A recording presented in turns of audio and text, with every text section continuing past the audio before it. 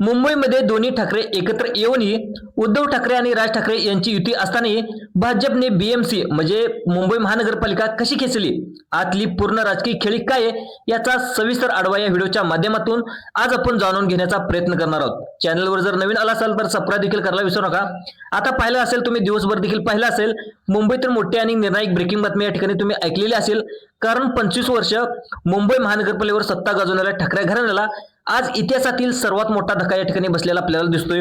विशेष बाब म्हणजे यावेळी उद्धव ठाकरे आणि राज ठाकरे हे वेगवेगळे नाहीत तर एकत्र येऊन या ठिकाणी लढवत असतानाही भारतीय जनता पार्टीने मुंबई महानगरपालिका आपल्या बाजूने कशी वळवली आणि त्यामुळे हा पराभव नेमका अधिक का गंभीर मानला जात आहे। कारण ज्या क्षणी उद्धव ठाकरे आणि राज ठाकरे एकत्र आले त्या क्षणी अनेकांना असं वाटत होतं की मराठी मतदार आहेत पुन्हा एकत्र येईल आणि ठाकरे ब्रँड पुन्हा ताकदीने उभा राहील आणि बीएमसी वर पुन्हा ठाकरे युग कायम राहील। पण प्रत्यक्षात असं काय घडलं, नेमकं उलट काय घडलं? कारण भाजपने या ठाकरे युतीविरोधात थेट भावनिक लढाई न करता अत्यंत शिस्तबद्ध, नियोजनात्मक आणि गणिती राजकारण या ठिकाणी केलेलं आपल्याला पाहायला मिळते। ठाकरे युतीला अशा पद्धतीने अडकवलं की एकत्र असूनही ती युती या ठिकाणी निर्णायक ठरू शकलं नाही। कारण सर्वात आधी भारतीय जनता पार्टीने मुंबईतील मतदारांचा मूड या ठिकाणी अचूक ओळखला आणि समजून घेतलं आजचा मुंबईचा केवळ नावावर नाही तर वारशावर मतदान करत नाही तर ते पाहायला गेलं तर पाणी असेल, रस्ते असतील, ड्रेनेज असतील, वाहतूक असेल, आरोग्य असेल, झोपडपट्टी पुनर्वसन असेल, भ्रष्टाचार असेल, यासारख्या थेट रोजच्या प्रश्नावर या ठिकाणी मुंबईकर मतदान करताना आपल्याला पाहायला मिळालं। आणि याच मुद्द्यावर भारतीय जनता पार्टीने प्रत्येक वॉर्डमध्ये बूथ लेवलवर काम करायला त्यांनी सुरुवात केली। आता युतीच्या प्रचाराला ठाकरे पाहायला गेलं तर दोन्ही एकत्र आले, पण तो अंधेरी असेल, घाटकोपर असेल, कांदिवली असेल, चेंबूर असेल, सायन असेल, कोळीवाडा असेल, दादर, परळ, भांडूप, मुलुंड, गोरेगाव, मालाड आणि बोरिवला जो काही शिवसेनेचा पारंपरिक गड आहे या पारंपरिक गडामध्ये शिवसेनेच्या बालेकिल्ल्यामध्ये ठाकरे युतीची पकड आपल्याला ढासळताना या ठिकाणी दिसलेली दिसते। कारण एकीकडे उद्धव ठाकरे यांच्या नेतृत्वावर विश्वास असताना देखील कार्यकर्त्यांमध्ये संभ्रम होता की सत्ता नसताना कामं कशी होणार, तर दुसरीकडे राज ठाकरे यांची आक्रमक शैली असूनही प्रशासकीय पर्याय स्पष्ट नव्हता। कारण या दोन्ही गोष्टीचा फायदा या ठिकाणी भारतीय जनता पार्टीने घेतल्याचं आपल्याला पाहायला मिळते। कारण भारतीय जनता पार्टीने केंद्र आणि राज्यातील सत्तेचा थेट उल्लेख करत निधी, विकास आणि स्थिर प्रशासनाचा मुद्दा या ठिकाणी पुढे आणला आणि मतदाराला हा थेट प्रश्न विचार लावला की भावनिक नातं महत्वाचं की रोजच्या सोयी सुविधा महत्वाच्या। कारण याच ठिकाणी ठाकरे युती कमकुवत पडली। कारण या प्रचारात एकत्र असताना देखील बूथ लेवलवर यंत्रणा पूर्णपणे एकजीव आपल्याला काम करताना दिसली नाही। अनेक ठिकाणी शिवसेना आणि मनसे कार्यकर्त्यांमध्ये समन्वयाचा अभाव देखील या ठिकाणी दिसून आला। भारतीय जनता पार्टीची यंत्रणा मात्र एकसंधपणे काम करताना दिसली आणि या शिस्तबद्ध कामगिरीचा परिणाम असा झाला की अनेक वॉर्डमध्ये ठाकरे युतीचे उमेदवार सुरुवातीला आघाडीवर असताना देखील शेवटच्या फेऱ्यामध्ये पिछाडीवर पडले आणि भारतीय जनता पार्टी तसेच उमेदवार या ठिकाणी विजय झाले। त्यामुळे आजचा हा निकाल फक्त महानगरपालिका निवडणुकापुरता निकाल नाही तर ठाकरे राजकारणासाठी हा अत्यंत मोठा या ठिकाणी इशारा मानला जात आहे। कारण एकत्र येऊन देखील जर सत्ता मिळवता येत नसेल तर केवळ भावनिक एकजूट पुरेशी नाही तर संघटनात्मक शिस्त, स्पष्ट नेतृत्व आणि प्रशासनाचा विश्वास हे सगळं तितकंच महत्वाचं आहे। आणि याच गोष्टी भारतीय जनता पार्टीने अचूक वापरून उद्धव ठाकरे आणि राज ठाकरे यांना दोघांनी एकाच वेळी राजकीय धक्का या ठिकाणी दिलेला आहे। त्यामुळं आज मुंबईच्या राजकारणामध्ये या ठिकाणी मोठी उलथापालथ देखील झालेली आहे। मित्रांनो, या रणनीतीने पुन्हा ठाकरे उभारणार की मुंबई महानगरपालिकेत कायम स्वरूपामध्ये या ठिकाणी पुन्हा सत्ता सुरू राहणार याची देखील सविस्तर माहिती या ठिकाणी पाहायला गेलं तर महानगर निवडणूक पालिकेत उद्धव ठाकरे आणि राज ठाकरे हे एकत्र येऊन देखील लढले असताना देखील त्यांना अपेक्षित यश का मिळालं नाही याचं कारण सुद्धा फक्त मुद्दा नसून अनेक स्तरावर घडलेली राजकीय उलथापालथ देखील आहे। कारण सर्वप्रथम ठाकरे युती एकत्र जाहीर झाल्यानंतर सुरुवातीला मराठी मतदारामध्ये उत्साह दिसला खरा, पण तो उत्सव मतदानच्या दिवसामध्ये मतांमध्ये रूपांतर होईल इतका खोलवर रुजला नाही। कारण युती जरी वरच्या पातळीवर झाली असली तरी ती बूथ लेवलवर शिवसेना आणि मनसे, महाराष्ट्र नवनिर्माण सेना या दोन्ही पक्षाच्या कार्यकर्त्यांमध्ये अपेक्षित समन्वय या ठिकाणी दिसून आला नाही।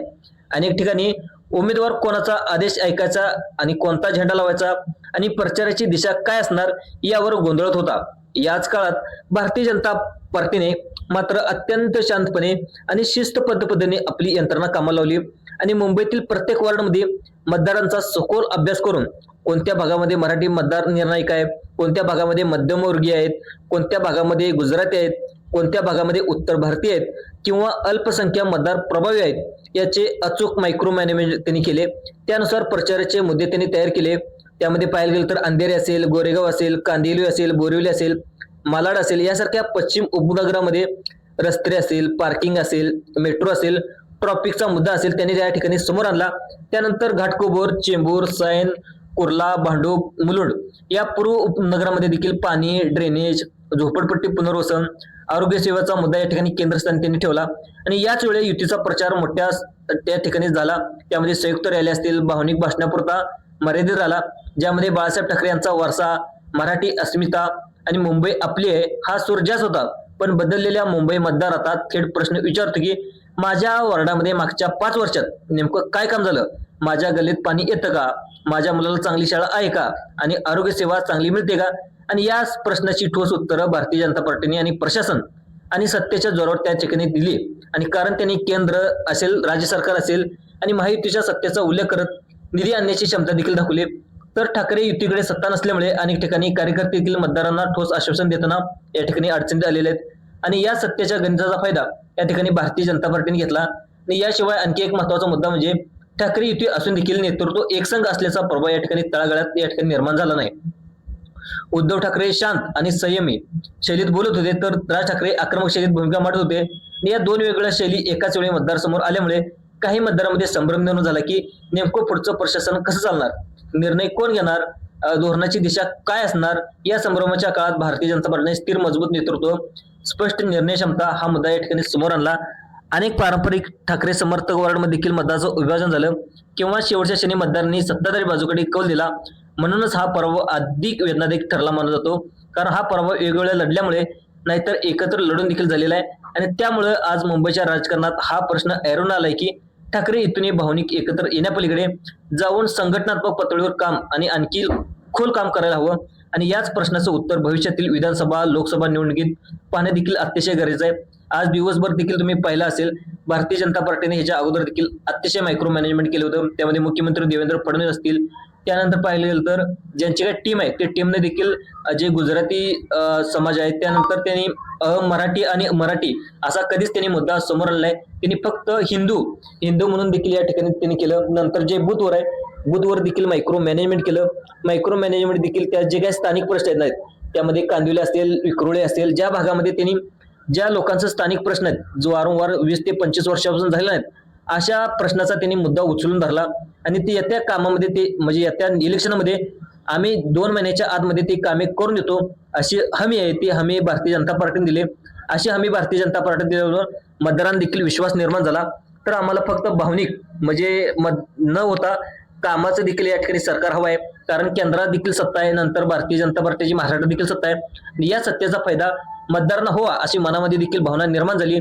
त्यामुळे या ठिकाणी आज पाहत असाल तर भारतीय जनता पार्टीचा मुंबई महानगरपालिकेवर झेंडा फडकलेला आहे. तुम्हाला काय वाटतं, भारतीय दोन्ही ठाकरे नेमकं कुठे कमी पडले, काय झालं, नक्कीच तुमच्या प्रतिक्रिया कमेंटमध्ये नोंदवायला विसरू नका. धन्यवाद.